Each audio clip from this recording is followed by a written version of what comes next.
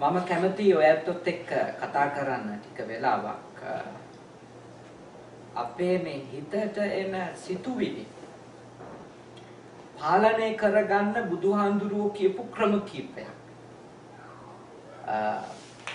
සිතට එන ඒවායි අපි පාලනය කරගන්න ඕනේ නරක සිතුවිලි. හොඳ සිතුවිලි කොච්චර වැටුණත් කමක් නැහැ. කරුණාව, මෛත්‍රිය, මුදිතාව, උපේක්ෂාව ඒවට මේ එහෙම ලිමිට් එකක් නැතුවම වැඩෙන්න දෙන්න ඕනේ. හැබැයි නරක සිතුවිලි ඒවට බුද්ධ ආගමේ කියන්නේ අකුසල විතර්ක. අකුසල විතර්ක. අකුසල චේතසිකනේ. අකුසල චිත්ත. අකුසල සිත්, අකුසල සිතුවිලි, අකුසල විතර්ක මේවා වැඩෙන එක නවත්තන්නත් ඕනේ, තියෙන ඒවා අයින් කරන්න. වැඩෙන එක නවත්තන්නත් ඕනේ, තියෙන එක අයින් කරන්නත් ඕනේ. ඕකනේ අර සම්මා වායාම වල පළවෙනිම කාරණේ. නූපං අකුසල සිතුවිලි උපදින එක වළක්වන්න ඕනේ. උපං අකුසල සිතුවිලි පුළුවන් තරම් අයින් කරගන්න. එතකොට මම ඔබත් එක්ක කතා කරනවා භාග්‍යවතුන් වහන්සේ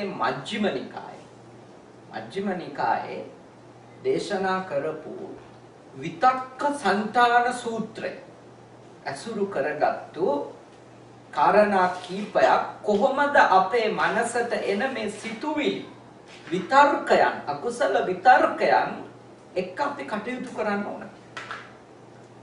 මේ ඇත්තටම මේ භාවනාවෙහි නියැලෙන යෝගාවචරයින්ට තමයි කියලා තියෙන්නේ. මේ දේශනාව සම්පූර්ණ මූලිකව ඉලක්ක කරන්නේ කෙලෙස් නිමා දමලා කෙලෙස් දුරු කරලා නිර්වාණය අවබෝධ කරගන්න වීර්ය වඩන පිරිසට. හැබැයි concept එකක් විදිහට ගත්තම මේක අපේ ඕනිම දෙයක් පාලනය කරන්න පුළුවන්. පාවිච්චි කරන්න පුළුවන්. ඕනම සිතුවිල්ලක් පාලනය කරගෙන මේ දිනදා ජීවිතෙත් යහපත් කරගන්න මේ ක්‍රමවේද ටික උදව්වක්. එහිදී බුදුහාඳුරුවෝ කියපු මොනවද ක්‍රම? පළවෙනි ක්‍රමය තමයි බුදුහාඳුරුවෝ ගන්නනවා මෙහෙම. ඔබගේ මනසේ අකුසල විතර්කයක් ගොඩ නැගෙන වෙලාවට මොනවද අකුසල විතර්ක? ලෝභ, ද්වේෂ, මෝහ ප්‍රධානයිනේ. ඔය ටික මුල් කරගෙන ඊර්ෂියාව, මාන්නය ඔය තා ගොඩක් ඒවා. ප්‍රධානයි ලෝභ, ද්වේෂ, මෝහ. ඇලීම, ගැටීම සහ ව්‍යාකූලත්වය. නේ? අපහැදිලි. නැත්නම් අනවබෝධය පදනම් වෙච්ච තත්ත්වය. පළවෙනි එක ඇලීම, දෙවෙනි එක ගැටීම, තුන්වෙනි එක ව්‍යාකූල බව. මෝහය. අඳුරනේ කළුවල. මේ තත්වයන් තුන ඔබේ මනසේ ඇති වෙනකොට භාග්‍යවතුන් වහන්සේ අපට යෝජනා කරනවා අපි පළවෙනියෙන්ම උපායක් විදිහට පාවිච්චි කරන්න ඕනේ මේ සිතුවිලි අයින් කිරීම සඳහා හෝ පාලනය කිරීම සඳහා කුසල විතර්කයක් අප තුළ ඇති කරගන්න. ඒ කියන්නේ අකුසල විතර්කය ආවම ඒකට ප්‍රතිවිරුද්ධ කුසල විතර්කය ඇති කරගන්න. ඒක මෙහෙමයි. අකුසල විතර්කේ ලෝභ නම් ඇති කරන්න කියනවා කොහොමද? අලෝභ. අකුසල විතර්කය ද්වේෂය නම් බුදුහාමුදුරුවෝ යෝජනා කරනවා ඇති කරගන්න කියලා අද්වේෂ. මෝහය නම් අකුසල විතර්කේ බුදුහාමුදුරුවෝ යෝජනා කරනවා අමෝහය ඇති කරගන්න. ඒ කියන්නේ ප්‍රතිවිරුද්ධ සිතුවිල්ල ඇති කිරීමෙන් ඔබේ සිත තුළ සාමය උපදිනවා. සමාධිය ගොඩ නැගෙනවා. ඔබගේ හිත තුළ සැනසෙල්ල ගොඩ නැගෙනවා. මේක සරලව කිව්වොත් හිත ඉන්න එක වෙනුවට ඒකට ප්‍රතිවිරුද්ධ දේ හිතන්න පටන් ගන්නවා. සරලව කිව්වොත්. දැන්ට තියෙන එක වෙනුවට ප්‍රතිවිරුද්ධ එක ගොඩ නැගෙනවා. ඒක බුදුහාඳුරුවෝ උපමා කරන්නේ මෙහෙමයි.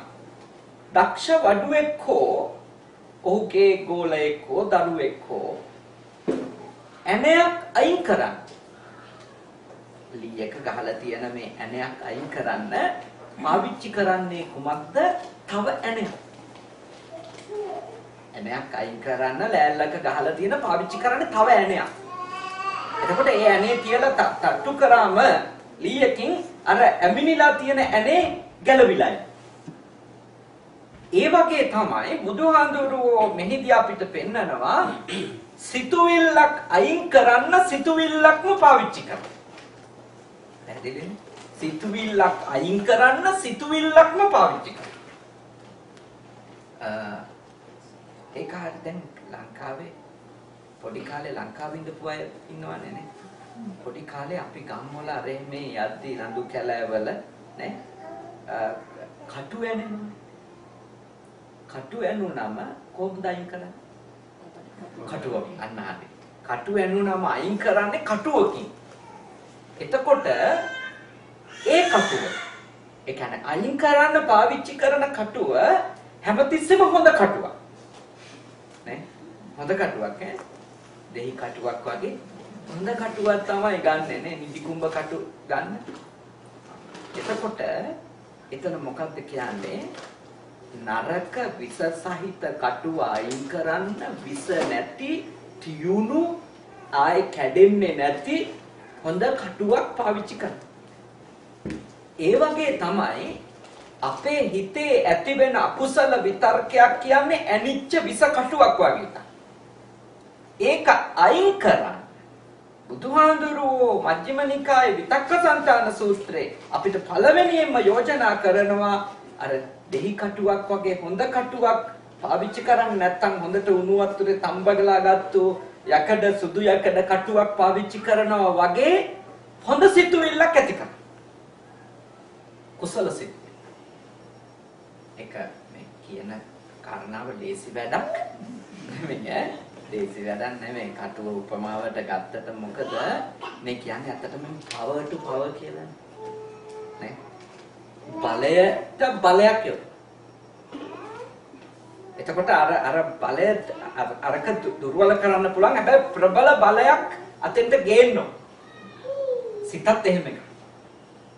සිත තුළ අපි බලගත්තු ඊටාම හොඳ කුසල සිතුවිලි ප්‍රමාණය වැඩි කරන්න අර අකුසල සිතුවිලි වලට පැවැත්මක් නැතුව යනවා. අර ලෝණඵල සූත්‍රය මගේ මතක විදියට. ඒකේ හරි ලස්සන උපමාවක් ඒක. ඒ තියෙනවා. අපි පව් කරගෙන තියනවා නම් ඒ පව් බැහැර කරන්න අකුසල් ප්‍රමාණය බැහැර කරන්න අපිට කියන්නේ කුසල් වැඩි කරන්න කියලා.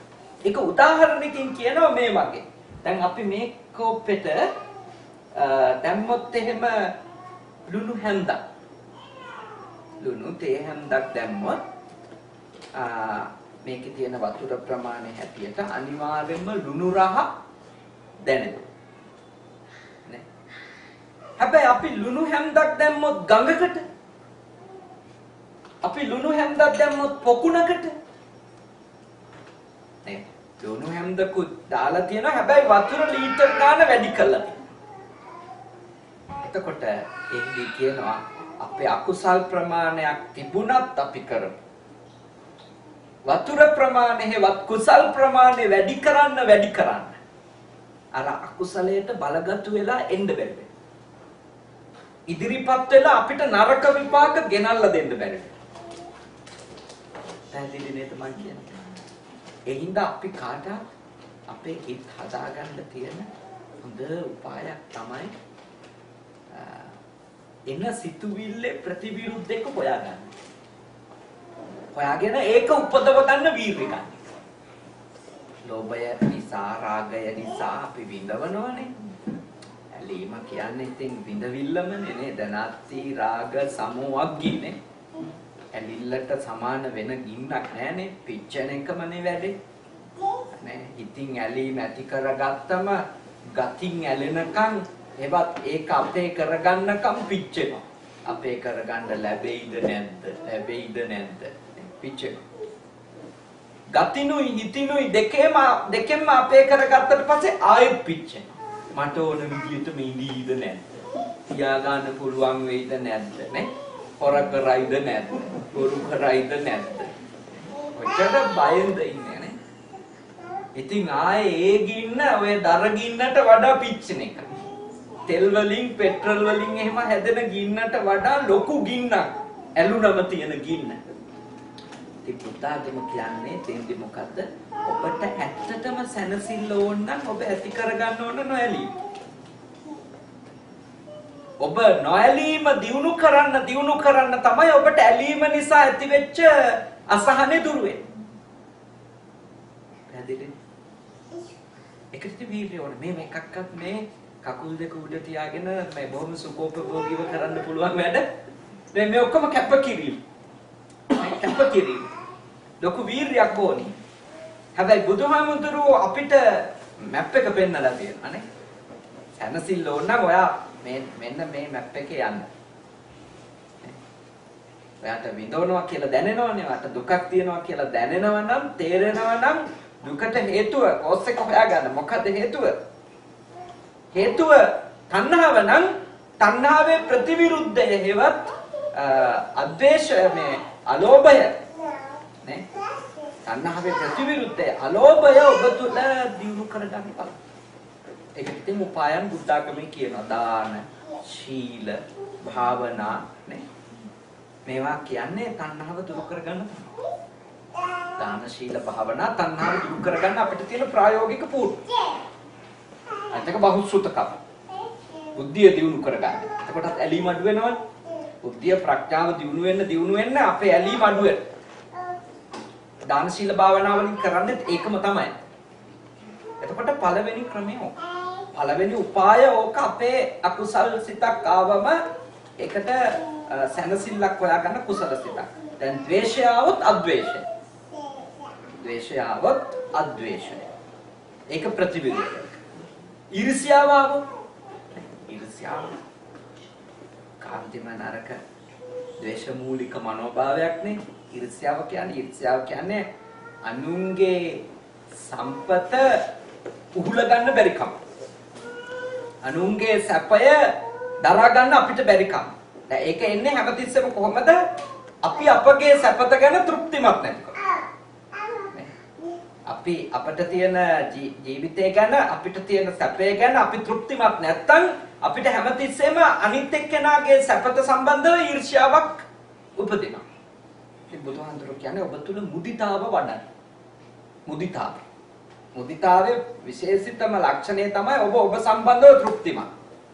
ඔබ සම්බන්ධව තෘප්තිමත් වෙනකොට ඔබට ලැබිච්ච දේවල්, තියෙන දේවල්, ඉන්න අය ඒව ගැන ඔබ තෘප්තිමත් නම් ඔබට අනිත් අයට ලැබිච්ච දේවල් ගැන අසහනයක් නැහැ. ඉතින් හැමතිස්සෙම බලන්න යම්කිසි සිතකින් පීඩා විඳිනවා නම් මේකෙන් ගැලවෙන්න මට මේක ප්‍රතිවිරුද්ධ එක ඇති කරගන්න බැහැ. තවත් සරලම තැනට ප්‍රාථමික තැනටම ගෙනාවොත් ඔබට කාගේ හරි නරක හැසිරීමින්ද ඔබ විඳවනවා නම් එයාගේ හොඳ හිතන්න. හැදෙන්නේ. ඒ කියන්නේ දැන් අපිට ලයිස්තුව පළවෙනිම අදහස ආවොත් මෙයා නරක කෙනෙක් කියලා ඊට පස්සේ අපිට දිගටම එක්කහුවෙන්නේ එයාගේ නරක කෑලි තමයි. නේ? මේ දවසෙත් මට නරක වැඩක් කළා. අසුවල් කතාවේදීත් මට නරකට තමයි කතා කළේ. දැක්කේ නැද්ද මට හින්ට් එකක් පාස් කළා. කොහොම අපි කෑලි එකතු කරනානේ. බුදුහාමුදුරුවෝ මෙතන මේ යෝජනා කරන concept එක ගත්තොත් අපිට ඒ අරමුණේම හොඳ හිතුව.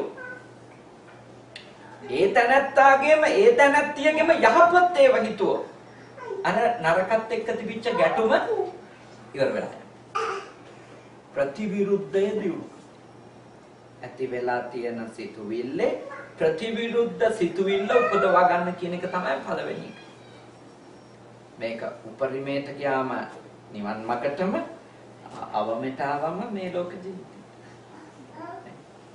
අපි සරලම දෙයක් නේ.